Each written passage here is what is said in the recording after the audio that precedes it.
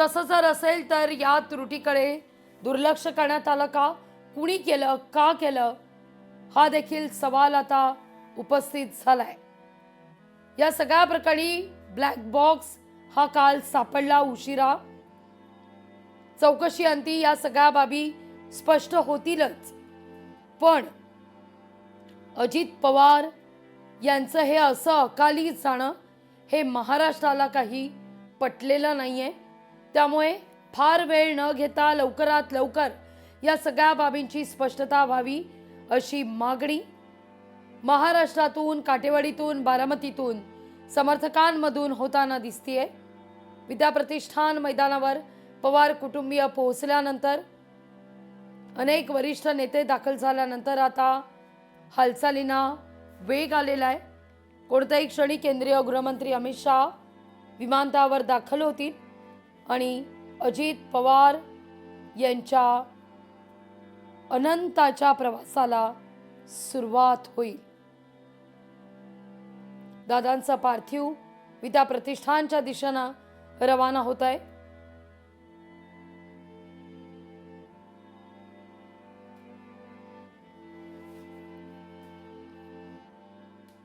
गेल्या 3 महिन्यांपासून मी एक मूवमेंट चालू केली, दादा साहेब ताई एकत्र या। पत्र पाठवली तिघांना, पण 2 महिन्यापूर्वी दादांचा मला स्वतःहून फोन आला। म्हटले तुमची भावना मला पटली, माझी पण तशीच इच्छा आहे। झेडपीच्या निवडणुका होऊ द्या, आपण तशा दृष्टीनं पावलं उचलू।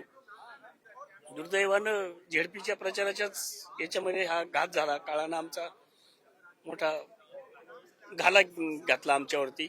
पण दादांचं जे स्वप्न होतं ते ताई साहेब आणि सुनेत्रा वहिनी यांनी एकत्र यावं अशीच आमच्या राष्ट्रवादीच्या कार्यकर्त्यांची इच्छा आहे। संघटनेतर्फे त्यांना एक भावपूर्ण श्रद्धांजली वाहण्याकरता मी आता इथे आलेलो आहे। 500 लोक असो, 1000 लोक असो, शेवटचा माणूस दादांचा बंगला सोडेपर्यंत दादा तिथं बसणार, प्रत्येक अर्जावरती नजर टाकणार। आणि असं नाही अर्ज जमा करा, मी उद्या बघतो परवा बघतो, बाजूला उभे असलेल्या प्रत्येक अर्ज बघितल्यानंतर उभे असलेले OETPS ना ऑर्डर करणार, अशा अधिकाऱ्यांना फोन लावा, लगेच लावा। झालं का रे ते, होतंय का ते?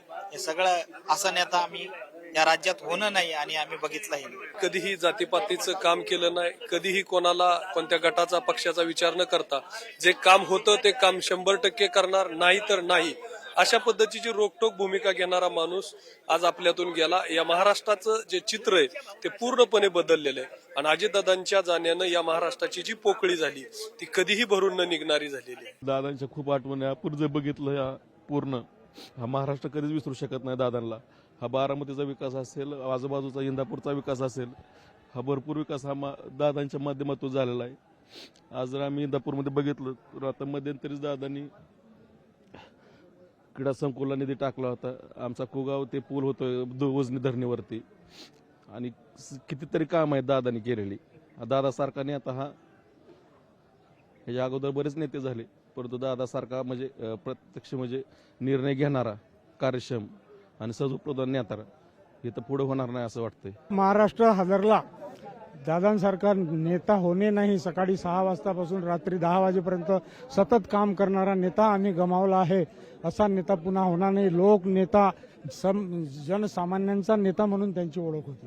त्यांनी खूप म्हणजे सगळ्यांसाठी चांगलं हे कल्याणच केलेले आहे। इस्कॉनचे भाविक म्हणून आमच्या आध्यात्मिक प्रगतीत पण आम्ही रिवर्स येऊ शकतो आणि एक बारामतीकर म्हणून पण आम्ही असुरक्षित आम्हाला वाटते। आता इस्कॉनसाठी पण आम्हाला मंदिरासाठी असेल, प्रोग्रामसाठी असतील किंवा इतर सर्वच अडीअडचणीच्या वेळेस दादा आम्हाला खंबीरपणे आम्हाला साथ होती, आधार होता, मदत होती दादांची। जनसमुदाय आपण या ठिकाणी पाहतोय। अजित दादा यांना शेवटचा अखेरचा हा निरोप देण्याकरता त्यांचे निकटवर्तीय, त्यांचे कार्यकर्ते, त्यांचे नातेवाईक मोठ्या प्रमाणात या ठिकाणी जमलेले आहेत। अगदी काही वेळातच त्यांचं पार्थिव विद्याप्रतिष्ठान या ठिकाणी दाखल होईल। या ठिकाणी अजित पवार यांच्या पार्थिवावर अंत्यसंस्कार करण्यात येतील। त्यांचं कुटुंबीय सध्या या ठिकाणी उपस्थित आहे। सुप्रिया सुळे, शरद पवार यांच्यासोबतच राष्ट्रवादीचे अनेक महत्त्वाचे असे नेते, कार्यकर्ते, पदाधिकारी या ठिकाणी उपस्थित आहेत. अजित पवार यांना हा अखेरचा निरोप देण्याकरता दुसरीकडील आपण ही दृश्य पाहतोय. बारामती विमानतळावरील चंद्रशेखर बावनकुळे या ठिकाणी आता दाखल झालेले आहेत आणि आता इथून ते विद्याप्रतिष्ठानकडे रवाना होतील. अगदी काही वेळातच अमित शहा देखील या ठिकाणी पोहोचतील. बारामती विमानतळाची ही दृश्य आपण डावीकडे पाहतोय. चंद्रशेखर बावनकुळे या ठिकाणी दाखल झालेले आहेत आणि आता ते विद्याप्रतिष्ठान मैदानात रवाना होत आहेत. जयकुमार गोरे देखील मंत्री चंद्रशेखर बावनकुळे यांच्या समवेत या ठिकाणी उपस्थित.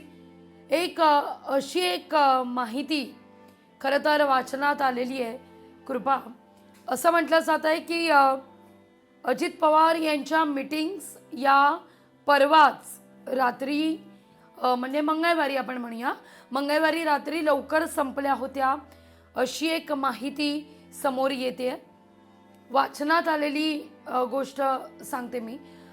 अजित पवार यांची मीटिंग मंगळवारी लवकर संपलेली होती. सगळ्या मीटिंग्स ज्या होत्या त्यामुळे अजित पवार यांचे चालक जे होते, जे 1999 पासून अजित पवार यांच्या कारचं सारथ्य करायचे, त्यांनी अजित पवार यांना सांगितलं की दादा आपण पुण्याला कारनंच जाऊया, लवकर मीटिंग संपल्यात तर आपण रात्रीच कारनं बारामतीला जाऊ असं सांगण्यात आलेलं होतं.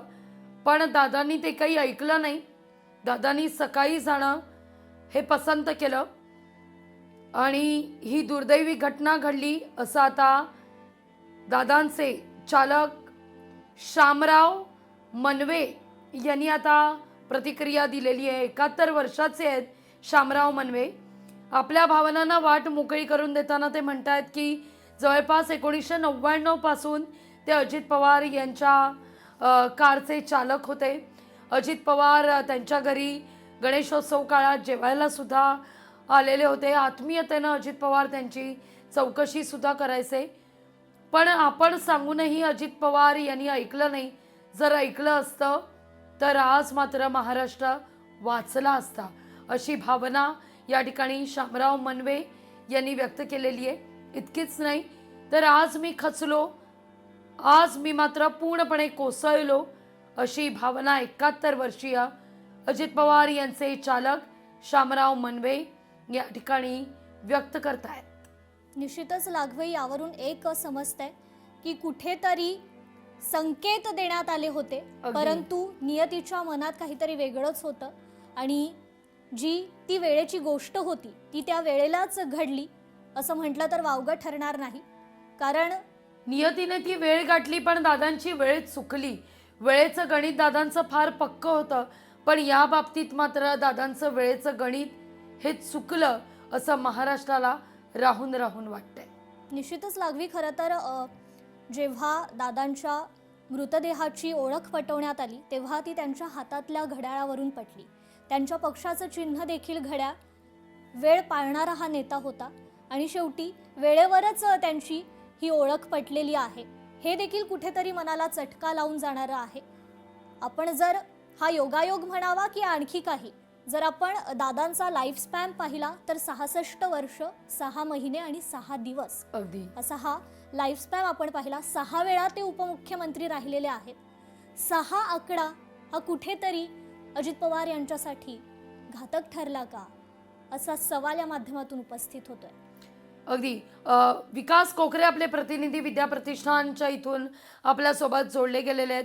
विकास, आपण पाहतोय अनेक लोकप्रतिनिधी दादांना अखेरचा निरोप देण्याकरता विद्याप्रतिष्ठान मैदानावर पोहोचलेले आहेत. कोणत्याही क्षणी केंद्रीय गृहमंत्री अमित शहा देखील त्या ठिकाणी पोहोचतील.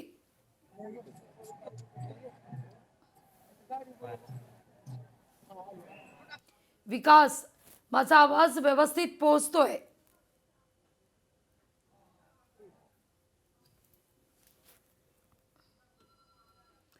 ही थेट दृश्य आपण या क्षणी पाहतोय. केंद्रीय गृहमंत्री अमित शहा यांचा हेलिकॉप्टर विमानतळ परिसरात दाखल झालेला आहे.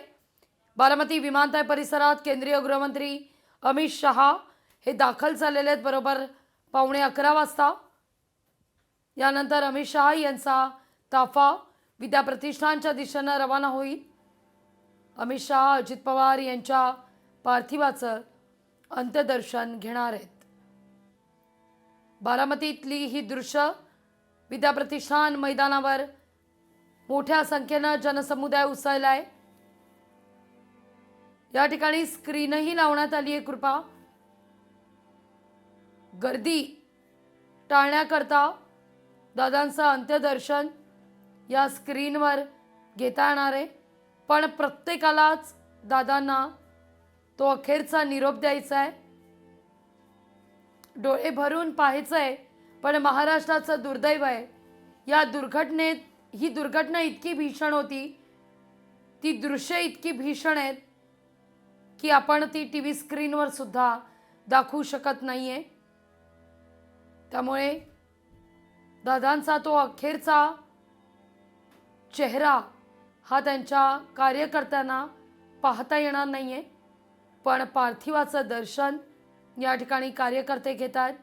राज्याचे मुख्यमंत्री देवेंद्र फडणवीस, उपमुख्यमंत्री एकनाथ शिंदे हे बारामती विमानतळावर पोहोचलेले आहेत. अगदी उपमुख्यमंत्री असा उल्लेख केल्यानंतर या क्षणी मला सुद्धा एक 2 सेकंदाचा पॉज घ्यावा लागतोय. कारण या ठिकाणी उपमुख्यमंत्री म्हटल्यावर आपसूक अजित पवार अशी सवय झालेली आहे. वारंवार आपण जर पाहिलं तर अजित पवार उपमुख्यमंत्री म्हणून महाराष्ट्रानं पाहिलेले आहेत. पण आज मात्र उपमुख्यमंत्री अजित पवार हे या ठिकाणी निश्चित पडले आहेत. अजित पवार आपल्यातून निघून गेलेत हे न पटणार आहे. त्यामुळे उपमुख्यमंत्री असं म्हणताना 2 सेकंदाचा पॉज घेऊन मलाही स्वतःला समजवावं लागतंय की अजित पवार आता महाराष्ट्रातून निघून गेलेले आहेत. विकास, माझा आवाज तुमच्यापर्यंत पोहोचतोय? हा, नक्कीच. खरोखर काल आपल्या समुदायामध्ये अजित पवारांचा झाला आणि लाखोच्या संख्येनं एक समुदाय आणि कार्यकर्ते या ठिकाणी आलेले आहेत. आपल्यासोबत काही कार्यकर्ते आपण त्यांच्याशी बातचीत करण्यात येते. काही सांगाल आज खरं तर आपल्या आपल्याला पाहता येत नाही. घटना आहे. दादांसारखं एक व्यक्तिमत्व ज्यांनी ह्या महाराष्ट्रातल्या सर्वसामान्य जनतेच्या नाळ पकडलेली होती. सर्वसामान्य जनतेचा कुणी कार्यकर्ता त्यांच्याकडे गेला तरी लहान मोठं त्यांनी बघितलं नाही. आणि मला असं वाटतं की महाराष्ट्रातलं जात धर्म न पाळणारा, सर्व धर्म समभाव मानणारा, संविधानाचं एवढं पालन करणारा हा एकमेव द्वितीय असा नेता होता. आणि त्यांच्या जाण्यानं अतिशय म्हणजे केवळ राष्ट्रवादी काँग्रेस पक्षाचं नाही तर संपूर्ण महाराष्ट्राचं नुकसान या त्यांच्या जाण्याने झालेलं आहे. खरं तर दादांचा जो हसता चेहरा सातत्याने पाहायला मिळायचा एक कार्यकर्ता म्हणून, आता तो चेहरा तुम्हाला पाहायला मिळणार नाही, काय भावना? निश्चित आमच्यासारख्या कार्यकर्ता जर महिना 2 महिना दादांना पोहोचला नाही तरी सुद्धा आम्हाला त्या ठिकाणी आम्हाला दिवस आमचं म्हणजे जीवन आयुष्य पूर्ण असं वाटायचं नाही. आणि 1.5-2 महिन्यानंतर आम्ही त्यांची भेट घ्यायला, त्यांना बघायला तरी आम्ही त्या ठिकाणी जात असायचो. तर निश्चितच त्यांच्या जाण्याने आज त्यांच्यासारखा नेता आम्हाला पुन्हा लाभणार नाही याचं एक खूप मोठं दुःख आमच्या सर्वांच्या मनात. खरं तर इतर काही जे